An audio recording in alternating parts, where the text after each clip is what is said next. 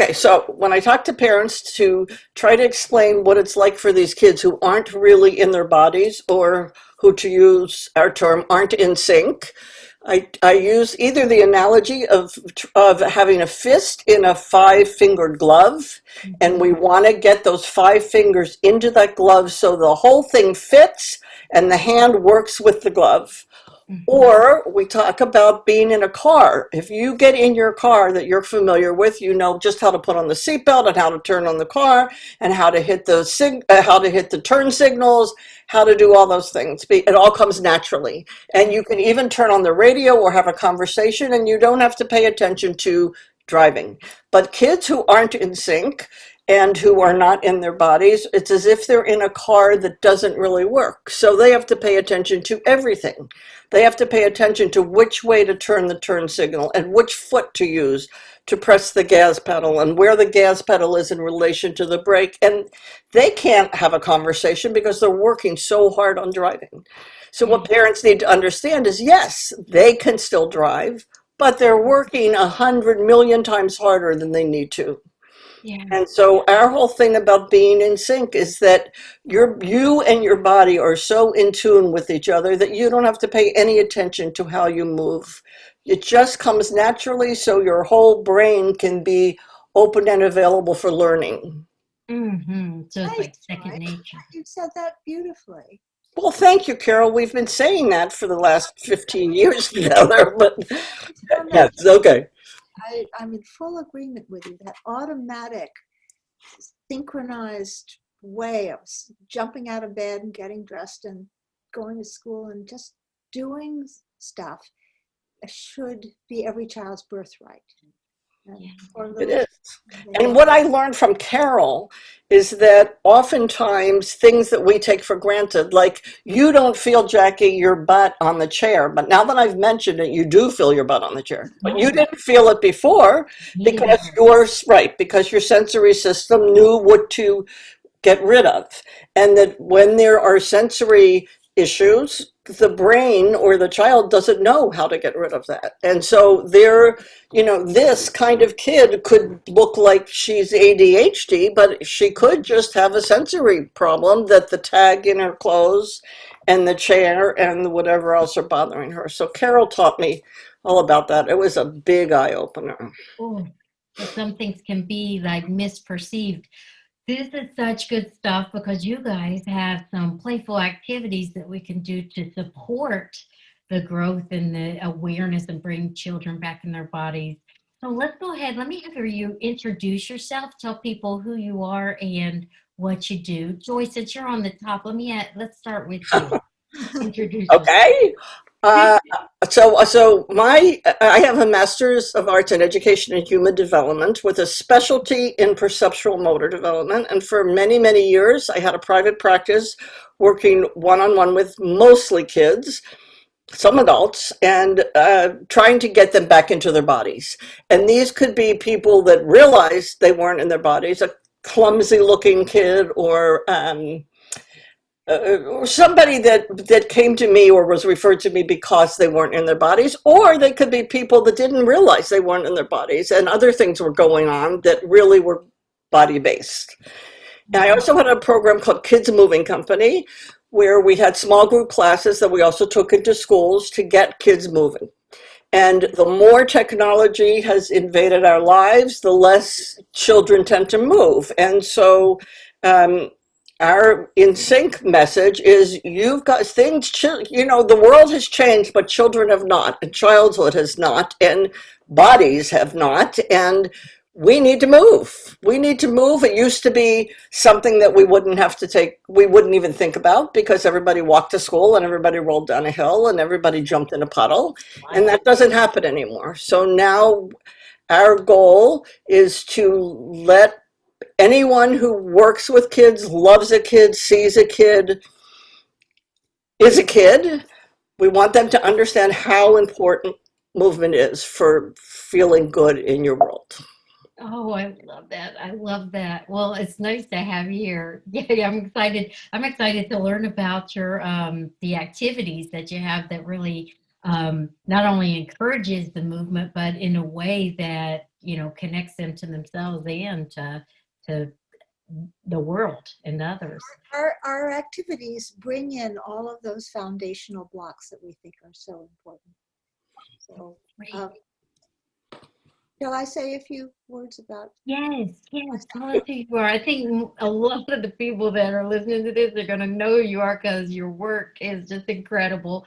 But yes, introduce yourself, Carol. All right, I was a preschool teacher. I taught music, movement, and drama at an independent preschool in Washington, D.C. called St. Columba Nursery School. And I wondered about the kids who I called not in sync. They didn't seem to know to tiptoe when the tiptoe music started, and they went backwards on the obstacle course, and they wouldn't get on the swing, and they wouldn't touch the paint. And I wondered about these kids. I worked with a pediatric occupational therapist to develop an innovative screening tool to look at little kids in 10-minute snatches, just to see if they had the neurological building blocks that they needed. Could they be touched? Could they touch? Could they move? Could they be moved? Could they be organized? Could they use both sides of their body? These are things that we expect 3- and 4-year-olds to be comfortable doing. And then when we found that there were children who flashed red alerts when we did the screening, we would often suggest occupational therapy for the parents to get the kids going that way, or we would send them to Joye Newman at Kids Moving Company. So that's how Joye and I got tangled up together, and that our friendship has grown since the 80s. I told Jackie that we finish each other's sentences, that we're the same person in different bodies, right? Yeah. So what we're so excited and we're high on this is we're putting together our specialties, mine being sensory processing, Joye's being perceptual motor development and visual development. And we see how all the things that kids used to do, rolling down the hill is Joye's example, or riding a bike, a tricycle, or a bicycle later, or a scooter. Everything we do is first a sensory event, then it's a perceptual motor event based on that strong sensory base. But if you're afraid of touching something, if you're afraid of falling, or if you don't feel safe. Basically, if you don't feel safe, if you're uncomfortable walking across a rickety bridge like they have at playgrounds these days, which Carol and I think are wonderful. Yeah, the clattered bridges. Right. So that the tentative child or the disorganized child who dives in pell-mell without really making sense of how to put one foot in front of the other. These kids who don't have those strong underpinnings are the ones we have put these activities together for, because they pull in those elements that are so important. And using the remote to turn on a 2-dimensional device doesn't do it.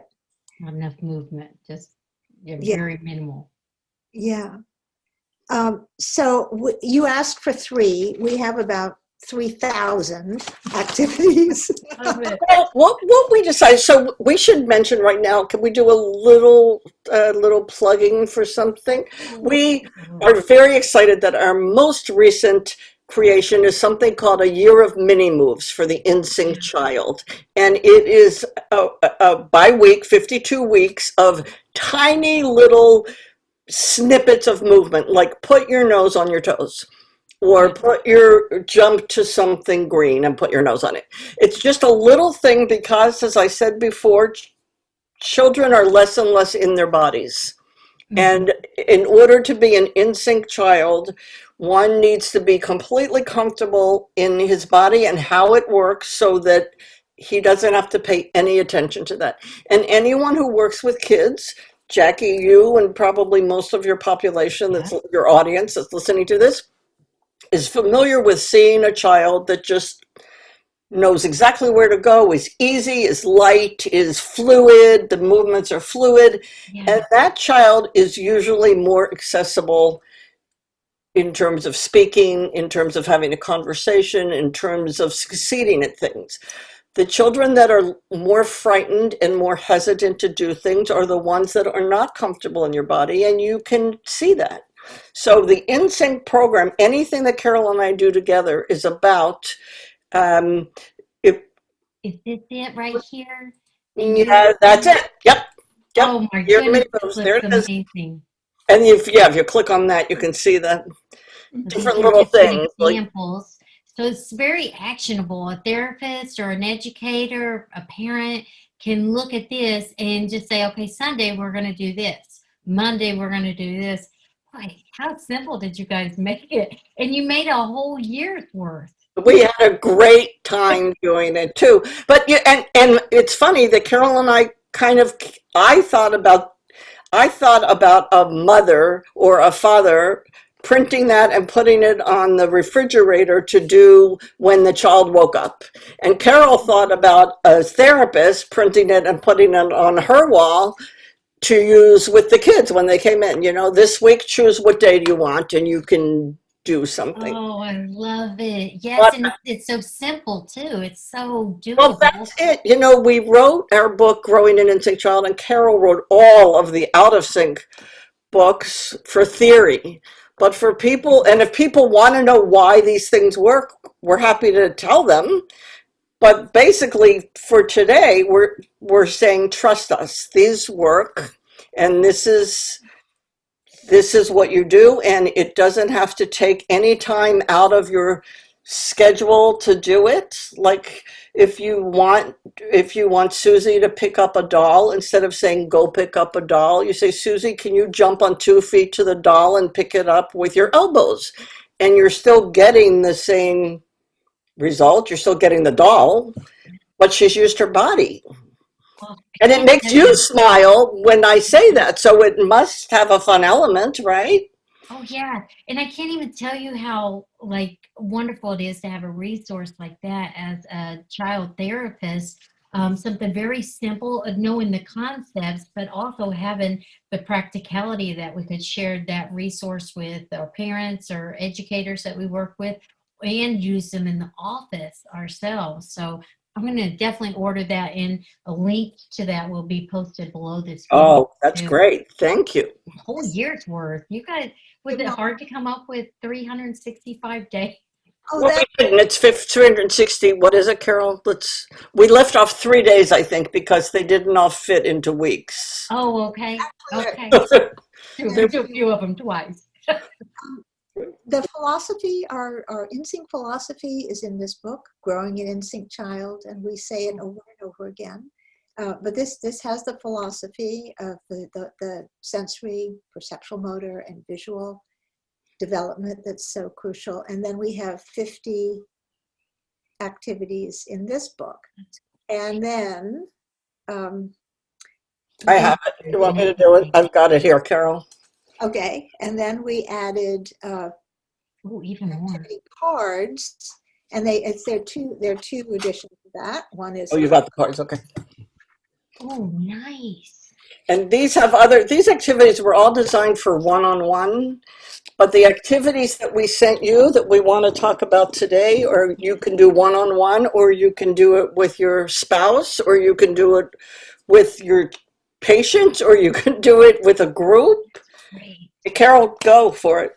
I love your style. So you guys are making it really actionable. You're not just telling the theory. You're saying, okay, this is what, this is why, and here's what to do. When we get done with you, Jackie, and your listeners, they're going to understand. We're giving them the formula. They're going to understand how to do this. And here's what's so neat. Joy has 3 little granddaughters.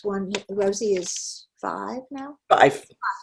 Okay, so the eldest is 5, and then the middle one is 2.5. Yeah, and they do this to each other now. They'll say to each other, March over to something white and Right. It's yeah, really cool. It's just, you know what, and hopefully what we hope anybody who listens to this or gets the calendar or reads the book or whatever, we hope that they understand. We hope that they will try these things themselves just so they'll see. And we hope they have the same reaction that you did, that when you heard it about jump on 2 feet to get the doll with your elbows, you smiled because it adds an element of fun. Children are supposed to move. And if you're, and I think I said before, if you probably play therapists work with a lot of stuck kids, and stuck by definition is not moving, right? Mm. So, That's a good point. I never thought about the words like it's stuck and you're not stuck, I mean, we all three know what stuck means, right? But yeah. what it means is not moving. So if you say to a child, move, or say to a child, be happy, it's not going to happen. But if you use it for another topic, like, so Carol, because she is the, I don't know she is the one in her head. She is the intellectual in this thing, and she has books in her background, and I have circles, so there's a difference. I Um, love it. she will tell you, right? She will tell you how to do. I'm going to give you an example, and then she'll break it down. So you figure out a way to move, and you say, Jackie, move. So you say to the 7-year-old who's pretty smart, can you move on 3 pointy parts of your body to Mm. something green and put your chin on it? Mm. And that, Carol could tell you all of the sensory processes that helps. I can tell you the visual. We can both tell you the perceptual motor. But hopefully that kid what you want that child to do is open up a little and become unstuck. But what he thinks he's doing is figuring out a way to move on body parts and put in his. Okay, so now Carol's going to give you the formula. Here's the Okay. here's the formula.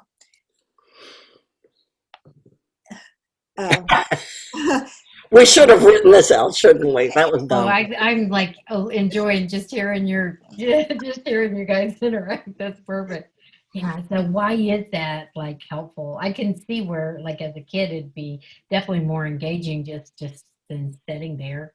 Right, yeah, it gives them the non-compliant child will soften and will become compliant because it's a challenge.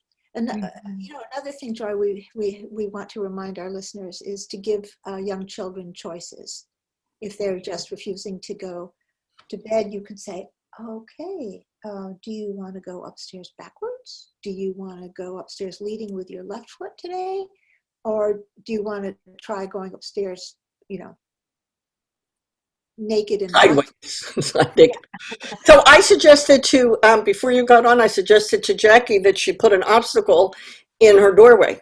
That the kids, instead of just walking in the door, when they come to a session, they have to go under something or through a tunnel or under the chair or whatever, or have a hoop there and say, show me your way to, so that the child can figure it out herself. But by moving, by getting these kids to move, they're taking more ownership of themselves. Yeah. Okay, so here's the formula. And I'm going to give you, I'm going to say 2 sentences. Okay.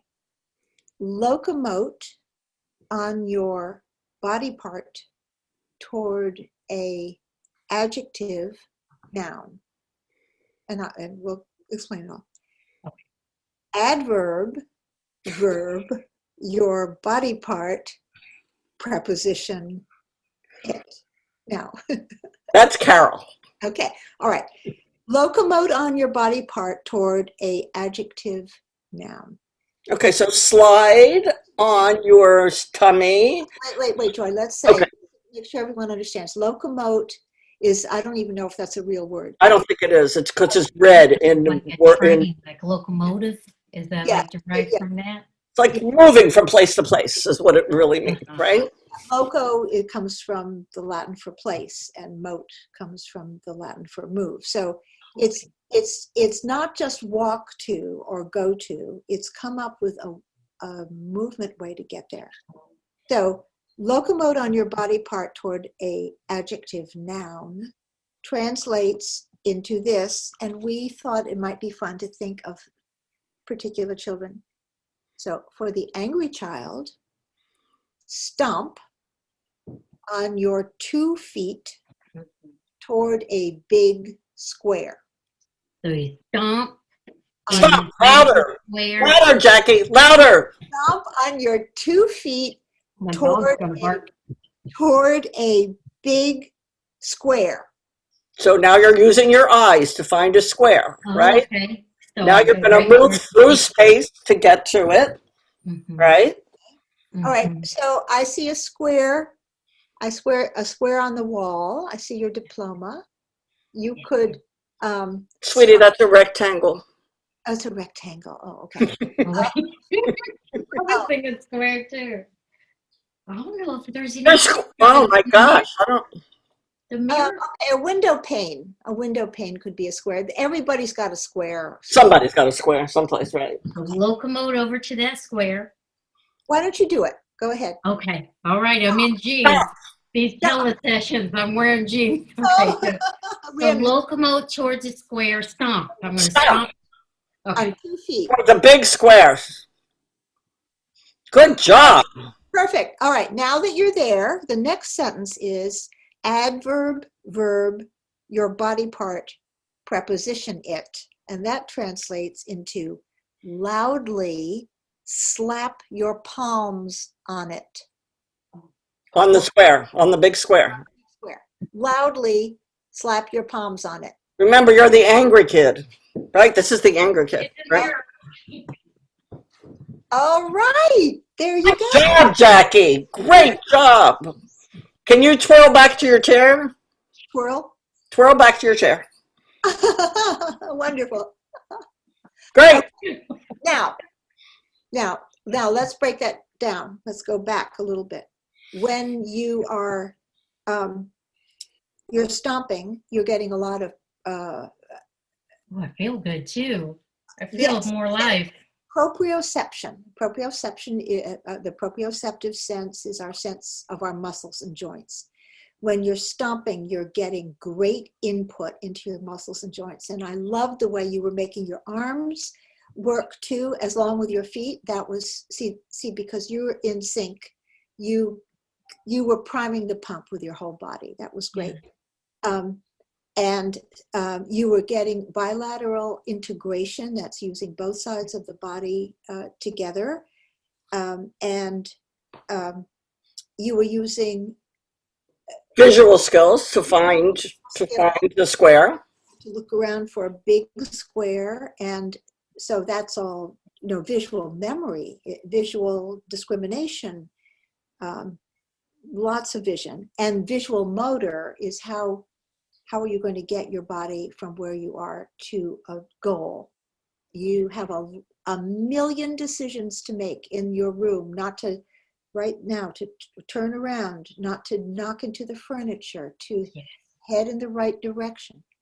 All right, and then when we asked you to loudly slap your palms on it, you had to think about the quality that's involving force, and you're grading your movement. You would have done something different if we had said gently tap your palms on it, but you were pressing. What Carol is saying is that all of these things that she talks about are things that are going to help get a child in sync without the child thinking of it, and maybe not even the therapist thinking of it, because we've done the thinking about that for you by giving you these examples.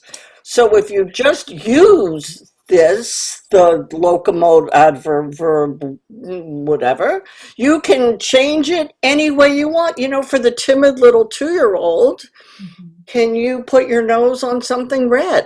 And that's, most 2-year-olds know where their noses are, right? For the really involved older kid that wants to always challenge you, move on two pointy parts and one round part of your body. Mm. Okay, so it doesn't really matter if they get it right or wrong, as long as they're thinking and they're moving, and they're, especially when you're doing Zoom lessons and there's two flat people talking to each other. To try even harder for that movement. I So think about Carol was saying about like the bilateral, that's moving the right and left side of the body. That's like helping the brain to integrate too. well, that's laterality, but okay. No, Laterality. but it's laterality is related to bilateral. Yeah, absolutely. Well, the bilateral is the touching with two hands. This part's the laterality, but it doesn't matter. You're getting all of these things that Carol talks about that makes children out of sync. You're actually working on those things without even thinking about it, because really that's what movement is. I mean, that's what movement is. And it's So fun. It was fun. it's Literally fun. That's right. So we went through, Carol will read off more, like that was for an angry child. So what do we have next, Carol? Just suggestions. We threw in the emotional state of the child, although that's just a little extra, because any child can stomp on 2 feet toward a big square. It doesn't have to be an angry child. But for the timid child, we thought tiptoe on your toes toward a tiny red thing. Ooh. But you can use your voice too. Tiptoe to your toes. For the little timid kid is not going to want to stomp, but you might want to tiptoe on her toes to the tiny, what are the tiny little? I see a little red thing in that round sandbox. Is there a tiny red thing in there? There's an orange thing. There's an octopus. Oh. Could I do that and just touch it? Or what was the direction? Yes, and then when you get there, gently tap one finger on it. Okay. I just happen to be barefoot, so this is perfect. Go and tiptoe. Shh. Gently put one finger on it. Good. Great job. Oh, wonderful. And then we thought of the oppositional child. And I said, don't do this. Don't stomp on 2 feet. But okay. Slide backwards on your bottom to something hard. And Jackie, you can or you don't. You want to do this? Okay, she does. She wants to play. Okay, slide backwards on your bottom to something hard. Excellent. Now jump loudly 5 times next to it. Yes. Good job. Good job. Free therapy here. This is great. This is great. Joy, do anxious. Okay. Anxious? I don't know. I have no idea what we wrote. Show me. Okay, I have it. All right, I have it. Jiggle your entire body towards something soft. Yeah, jiggle. Jiggle your entire, a jiggle could be any way you want. Right, you make whatever you think jiggle looks like. Okay. There you go. Massage thing and towards something soft. Good. Squish 2 elbows. There she goes. Yes. Great job, Jackie. You're wonderful. Now tell me something. Do you feel good? Seriously. what? I said, do you feel good? I do. I feel more alive. I definitely feel connected, but your feedback gives me this feeling of I'm good enough. Like I can do something right. And a lot of these kids who are out of sync, who are not in sync, don't know what that feels like. They don't know what it feels like to do something right. They're the ones that never catch the ball. And they're the ones that always get tagged and they never get picked. And I used to think when I was in middle school, well, it was called junior high school back then. In high school, the popular girls were always the ones that were all the great athletes. And it didn't occur to me until I started my studies that it wasn't because they were great athletes. It's because they were comfortable in their bodies. And that's why they gave them a certain self-worth and self-confidence that I did not have, not being great on my body. So it's great that you felt that you can say that, because Carol and I truly believe that that's what makes a happy person is a more successful person in anything, right? Oh Right, my goodness, right. that's like a huge aha. There, you that feeling about a place. I was the kid that was picked last. Even Yeah, so was I. no one, like I remember one time someone's like, "You're the best person on our team," and I was on the other team because I didn't, I Oh didn't have God, I hope that person is But it's gone. that I never even thought of it as being out of sync, and then you have this self perception of I'm Right. not enough, I'm different, I don't belong, and all of this can kind of repattern those cognitions about ourselves as That's well. right. And sensory processing issues, when they happen in the little kid, it doesn't start out as being a psychological problem. But by the time you're 3 or so, and Certainly by 5, by school. yeah, it can become an emotional issue because you feel like you're not doing things the right way. What we want to do is make every child feel secure and successful. And when we say, Jackie, little Jackie, show me how you can jiggle across the room, there are 3 billion ways to jiggle, and each one is correct. Right. Right.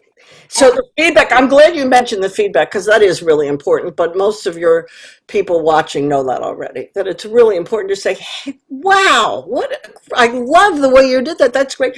And then if you can get the parents to buy into it, so it doesn't happen just once a week in your office, but can happen every day. You don't have to call your kids into dinner. They don't have to walk to the table. Jump on 2 feet to the table. Can Yeah. you show me a way to slither like a snake to the table? You can add movement to almost every part of your entire day. Yeah. And the more we get these kids moving, the more they're in the bodies. Oh, that's so good. And I think just, I mean, literally, I felt that. And here I am, a 47-year-old woman that is already pretty much in control of my life. I get to make a lot of choices. Imagine if I was 7 years old, feeling really kind of inadequate and struggling with sensory issues. That would be just magnificent to hear that not only do I get to make some choices, but I did really well at it. Right, right. You see why we love working together. We have a great time working together. A game Joy taught me that we both do in our various presentations together and separately is a paper called paper plate play, and that's where you hand paper plates to people, and these are grown-ups in a workshop, and they're across the room, and you say, "Bring your paper plate to me," and they Don't use your hands. yeah. Okay. Well, the first time the way I do it, Joy, I just say bring it, and then they use their hands, and then I turn to the audience and I say, well, they did a wonderful job doing that, and did you notice they all used their hands? Now take that paper plate back to where you started. Don't use your hands. And it's like this mother may I can I dare I put it under my chin or under my armpit or something, and you can see the process of these grown-ups thinking it through and then doing, and then the tasks get more and more complicated, and everyone's laughing, and it's enthralling. It's so engaging. And when you have, I don't know, Jackie, do people ever work in groups with play therapy? Oh, Or is it good. mostly one-on-one? Lots and lots of groups. Many Okay. people watching this are also school counselors who have classrooms. A big thing in play therapy is family play therapy. So we do a lot of families. Okay, so I would like to mention 2 things about that. If you're doing it in groups, when you give the instruction, you need to be as general as you can. So you would never say do it this way. You have to say show me your way to move without using your feet, so that the least skilled child can be successful. Well, I'm sorry, I just pressed a button by mistake. The least skilled child can feel successful, and the most skilled child, so that hopefully everyone has a different way to do it. That's one thing I want to talk about. And the other thing was Carol and I have a great activity that we love for groups called People Obstacle Course. And depending on how many kids, the age of the kids, what the makeup of the group is, you can do it a variety of ways. When I was working with about 8 kids at a time, I would choose some and say, show me a way to make your body something your friends can go over. And Oh, you too, show me a way to make your body something so that your friends can go through. And if it's parents, you can have the parents be the obstacles. Carol likes to say, make my body into something you can go through or around or okay. Yeah, I like the parent to give the child permission to put the to parent. move him, right, to move him or her. But you can say, so you can do it in groups, you split up the group and you four are obstacles and you four going through the obstacle course and then you switch. Parents, something for, let a parent squish down so the kid can climb over him. That's pretty empowering for parents that don't necessarily engage in that kind of stuff. Yeah, it seems so connecting too, like very conducive to attachment work or relationship building. And I think about one thing that you said, Joy, was that just help them feel safe. It's at the very beginning of Dr. Porges's book on polyvagal theory, he says we're all just seeking safety. And one of the things I just listened to one of Deb Dana's little videos about, like she has people laugh in session and all of these things like the paper plate thing. I don't think so fun just to have people laugh together in the same room. All of that's good for, feeling safe and connected. Well, you can't really feel safe if you don't trust the input you're getting from your senses, Yes. right? So if you're out of sync, you can't trust your body. If an in sync child is well grounded and trusts the things that she's seeing and hearing and feeling and touching and pushing and pulling because she's in sync, and that's what we're trying to get all kids to be there. Yeah, that's really important. That trusting your own body, trusting that when you hear a loud noise, that you are able to discriminate what that loud noise might be and And that it's not going to hurt you, right? the threat is, and maybe it's not a big threat. Maybe the door slamming is not a threat, but if you can't figure that out, it's because you might have some auditory processing issues. If you think every door slamming is a threat, uh, yeah, Fight or flight forever. yeah. Think about like the startle response. And I think about Carol, you as a preschool teacher, at what point did you think, okay, now I need to refer these kids to Joy? Like at what point did you say this kid needs more? I became a pretty good diagnostician without a degree, and I couldn't say I was a diagnostician. Well, from your experience, for all your years, yeah. And it became clear to me after 2 or 3 weeks of working with the children. I would see them I had a nice music room at this school, and the kids would come in classes. So there would be 12 or maybe 18 children who would come in. And it was amazing how I could spot the child who had visual problems because of the way he was cocking his head or squinting or maybe turning sideways and looking at me sideways while I read the story or demonstrated the puppet or something. I became pretty good at that, and on the playground, I was particularly interested in children's posture. That's a big giveaway of, oh, that's exactly right. That's right. The imploded child, or Joy used the word stuck. I used to use the word fixed. There kids with their knees locked together and their elbows jammed into their ribs, and The lack of fluidity, right? that's right, the lack of fluidity. Frozen. So for our listeners, if you have the inkling that a child might have some sensory processing issues, These can be diagnosed at as early as 2 weeks. Oh, wow. Because Feel the child. you can see the baby, for instance, who has tactile issues, which are the most common. That's the child who's not comfortable nursing or being cuddled. Or the child who shrieks when he is put into the stroller or the rocking chair, who just can't stand any sense of motion. Those are big, big flags that we should.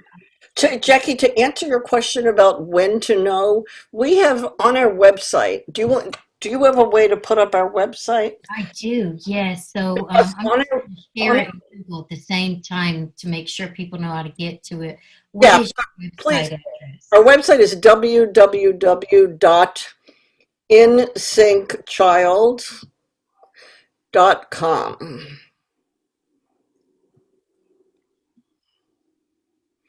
And on the website, Carol and I have developed 10, right here, the InSync Child program, we have 10 webinars. The first 4 are, we go into much more depth about some of the sensory things we've talked about, and the last 6 are activities. Oh my goodness, this is. And the activities are with things to do with masking tape, or things to do with hoops, or things to do with shapes. And they're, Carol, they're mostly for groups, I think, but anybody can probably adapt them to. Yeah, we have a hula hoop right here that we use. Yeah, Okay, so now hold that tube. Okay, Jackie, put that tube at your front door. Use a little masking tape to put that at your front door, and tell your children when they come in to see you, they need to come in find a way to go through the hoop. Oh, I love it. And that's simple. And it's stuff that many child therapists already have in their office. So let me just make sure that I have this straight. So the first 4 are really kind of understanding the concept. They're getting the foundational information.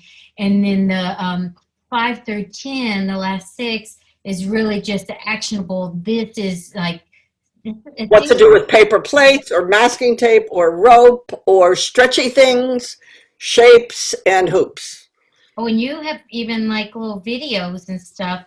Now in those webinars, how long are they? Like average? I think the first 4 are about an hour each, and the last 6 are, I don't think anyone's more than 40 minutes, Carol, are they? Probably less. I think the whole program is 8 hours. Oh, if you listen to the whole thing. But you can buy them individually, or you can buy them all together. You can buy them however you want. Also, I think Carol and I would agree that if anybody listening to this has questions, we're happy to hear from you and talk with you via contact us via the website, or we also have a Facebook page called InSync Child. okay. And we post articles daily on everything you can think of that has to do with being an InSync child.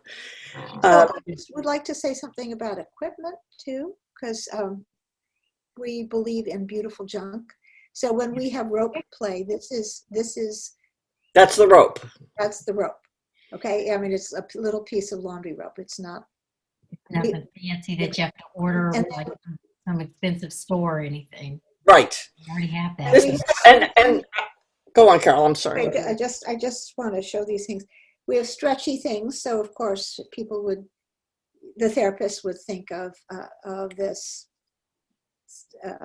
resistive band that's used for physical therapy, and so we have activities for that. But if you don't have this, you can also use a bicycle inner tube. Ooh, okay. We can have a lot of fun with junk like this, and they love you at the bike shop when you come in and you say, "May I go through your trash, please?" and see the landfill. And then this is pantyhose. If you don't want to spend the money on the commercial bands, you can find all kinds of things. Nobody wears pantyhose during the pandemic, do they? Right? We all have pantyhose. Or even have shoes on. Even without. An elastic, just regular elastic, anything. We really want, everything we do, I think the calendar, the books, the cards, the webinars, everything is about um, enabling the adults that work with kids in any, whether it's raising the kids or giving therapy to the kids or teaching the kids. We want it to be a fun thing that we want you to understand that it's so easy. You don't have to make it a separate part of your day or your hour or your class or your lesson plan. You can integrate it into everything. Right. Everything. You can just eliminate the word walk from your vocabulary and put in a different locomotor idea. Eliminate hands for getting things and pick it up with something else. Mhm. Eliminate, bring me this, like Carol said, bring me the plate without using your hands. Just So back to the formula again, because we really want to empower everybody. We suggest you get out a piece of paper and brainstorm. Oh, Carol, we have this, right? The chart. Can I show the chart? That's what I'm getting at. Oh, good. Okay, I'll show it. You keep Right, talking. you make your own chart, and you have a locomotion column. Okay. I haven't learned how to do Zoom yet. Yeah. Look, All right, it's hard. It's a little small, but anyway, locomotion, body part, object, preposition. And do it with your kid. I mean, do it with the kids. Say, let's think of all the different ways you can move get from here to there without walking. And you can make, Carol and I make up words, squiggle. Yeah, and then you've got these lists. You've got squiggle, hop, jump. You've got elbow, nose, toe. You've got toward, over, through, and then you could just play with them. play with from each column. right. One from each column, right? We have that. Do we have that in any of our webinars? Might that be in one of our, I don't know if we use that in our webinar. I know it's in the InSync cards and the InSync card book. We have that chart in both of those. But it's easy and fun to make. So, Jackie, we could keep you busy going over to your square with 15 different ways of moving, and level's another one that we could add. Do it very way up high. Noise, yes. Noise level. Do it quietly. Or stomp and be really noisy and boisterous, and that's great. We like to let kids scream too, because that lets all the Vagus nerve too. Yeah, lets all the stuff. And we hope that this will promote teamwork between the adult and the kid, so that the kid doesn't have to prove to the adult that he can do it the way he thinks the adult wants him to do it. The adult saying, show me your way to do it. Your way is going to be great. That I matter, I'm capable, I'm Exactly. significant, and I can make decisions. And I would suggest starting with maybe just one part of it unless the kid's ready to jump in, but just say, jump on 2 feet to something green. And that may be enough. And as they start learning that, wow, I did that. Make it harder now. Give me more. So, and also loosening up the adults. Some adults might be less comfortable with this idea because some adults probably don't move as much as they could. Absolutely. So, depending on the relationship between the child and the adult, I've said to my granddaughters, okay, it's your turn. Tell me. And they'll say, move on one knee and one elbow over to my father and kiss him or something. But, the kid can also give the idea. That I'm in control. Before we finish up, I want to make sure that you have like a really good looking Facebook page. So I want to make sure this to where people can sign up, but it looks like a great amount of resources in here. Fantastic. I love that one. Isn't that good? Mistakes, perfect learning opportunities. Yes, Yes, and allowing our kids to do that. So for those of us watching, make sure that you check out the Facebook page that Joy and Carol have. Definitely check out the webinars and the book. Oh, and you have the little mini, just printables. Mini move, the year of mini moves. Oh my goodness, this is fantastic. Instagram, we're learning Instagram too. No, well, are we still doing Instagram? Yes, we are, but it's We're a little older than the average, parent of young kids. So, we were born before there was indoor plumbing and heat and stuff like that. So we don't really understand technology so well. I haven't jumped on that Instagram train yet either, but it's a lot of people go over there, so it's a great something to learn, kind of be where our clients are, and now the clinicians, the younger clinicians. Well, thank you so much. I do want to make sure that people will have the links below this video, but if you could just kind of say verbally in case someone's just listening, tell people where they can go to either get your books, your courses, and I know we went over a lot, but just briefly, just kind of mention your website, the names of your books, and your Facebook page one more time. okay. Our books are Growing an In-Sync Child, and we say go to Amazon. It's easy. Growing an In-Sync Child, and Yes, then yes. we have the sequel to that was the In-Sync activity cards, Nice. and that is also in the book format. Oh, nice. So the same thing in the book format. Then And those are available on Amazon. right. And these are hard Amazon copy. and search up Carol and Joy and Sync, and you'll probably find everything you guys have. So if people want to go to www.insyncchild.com, Okay. they will find our books there. We don't sell the books, but there's little information about them. And then we have digital products, and Joy, Okay, so we have a year of mini moves for the In-Sync Child is available through a website called Upbility, UPBILITY.net. Carol, is it .net? If you go to our website, you'll see we have all the links on there to those, and that's actually translated into Italian and French and Greek, maybe Greek, not yet. Okay. Yeah. And then the webinars are on our website. You can get those from us on our website. And is that it, Carol? I think that's it for now. We're trying to figure out what's next. And our Facebook page is In-Sync Child. Oh, you guys have been busy. Well, thank you so much for this. Thank you for inviting us. Oh, it's my pleasure. I can't wait for people to kind of see and even learn more from you. Many of the people that I talked to, they had some of the materials as part of their required reading in their mental health program. So that's your book, Carol, probably the Out of Sync. That may be. That's going to be revised in next year. There will be a third edition coming out a year from now in April 2022. With some updates that I think will be very helpful. So also we are so accessible.